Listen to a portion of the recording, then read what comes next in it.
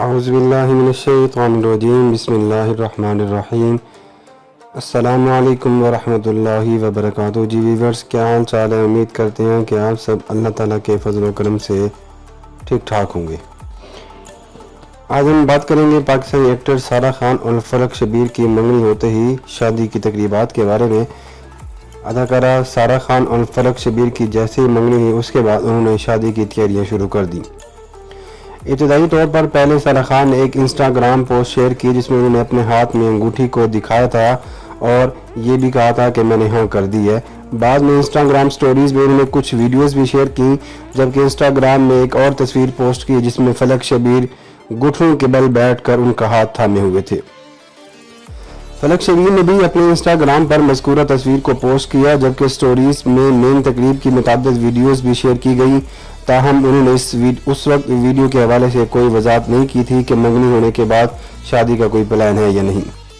مداح ان کی ویڈیو کو دیکھ کر بہت ہی پریشان تھے اور سوچنے پر مجبور تھے کہ منگنی کے لیے اتنی شاندار تقریب کیسے منعقد کی گئی۔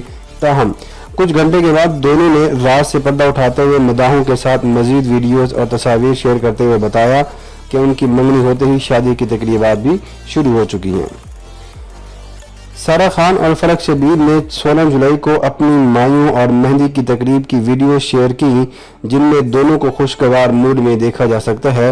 ویڈیوز کو دیکھ کر اندازہ ہوتا ہے کہ ان کی مایوں کی تقریب میں اگرچہ زیادہ تر افراد نے شرکت نہیں کی، تاہم ان کے قریبی رشتہ داروں نے اور دوستوں نے کثیر تعداد میں ان کی منگنی میں شرکت کی، اور ویڈیو سے یہ بھی واضح نہیں ہو رہا تھا کہ دونوں کی شادی کی تقریبات کہاں سے شروع ہوں گی۔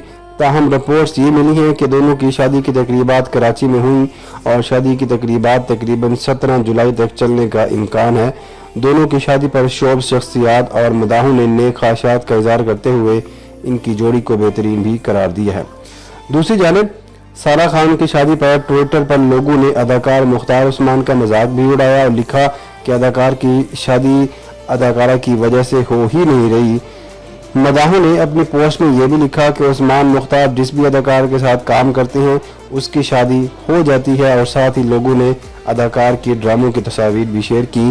آپ اگر سارہ خان اور فلک شبیر کے ڈراموں کے بارے میں دیکھیں تو ان کے ڈرامے پاکستان میں بہت زیادہ مقبول ہوتے جا رہے ہیں۔ لوگوں کی جانب سے عثمان مختار کی ان کے اداکار نیمل خاور کے ساتھ 2019 کے ڈرامے انا اور سارہ خان کے ساتھ ڈرامے ثبات کی تصاویر بھی شیئر کی گئی ہیں، جو کہ آج کل بھی پاکستانی ڈرامہ یہ چل رہا ہے۔